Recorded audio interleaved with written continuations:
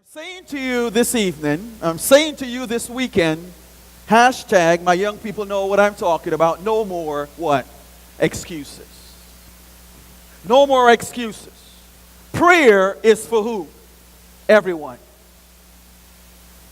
Prayer is for everyone, and prayer is for what? All times.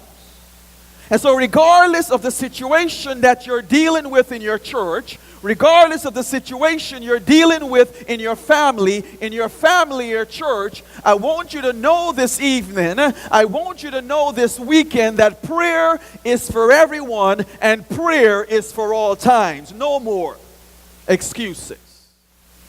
Point number 3. Know that you can do what? Your prayers can do what? Influence God. Do you believe that? Come on, talk to me. Do you believe that your prayers can influence God? Here it is, here it is. And it says that, and no rain fell on the land for how long?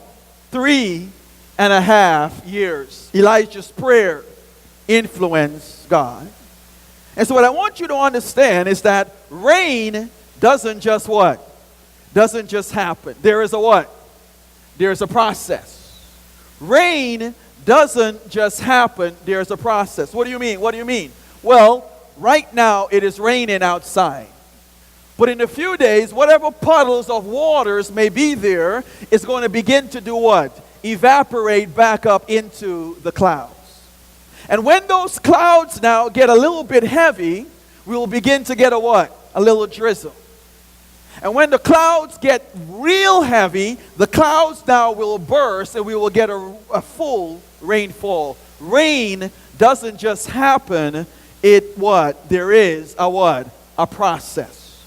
And so Elijah's prayer, watch this now, Elijah's prayer affected the very course of nature.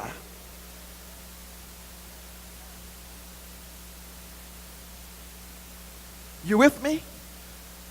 Elijah prayed a prayer and it affected the very course of nature. His prayer influenced who? God. And as I looked at the Bible, I came across another one. Joshua prayed for more daylight and God held up the sun. You didn't hear me. You see, Joshua was now in battle.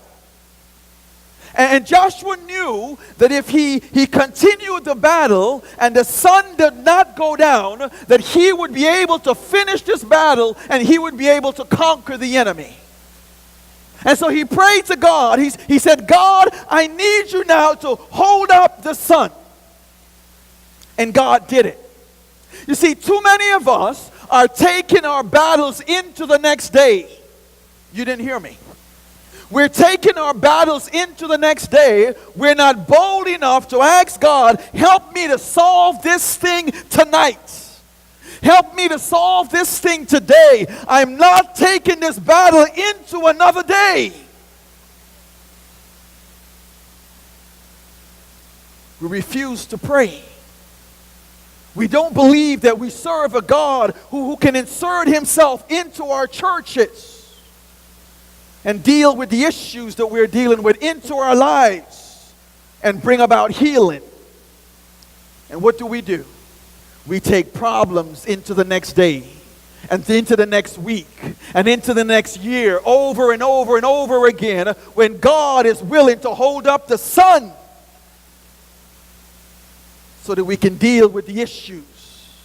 So that we can sit with that brother or sister and say, let's talk this thing over. Let's end this today. Let's not take it into another week.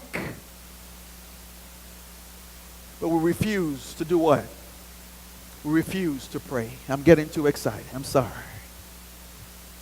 We refuse to pray. And so Elijah's prayer, watch this.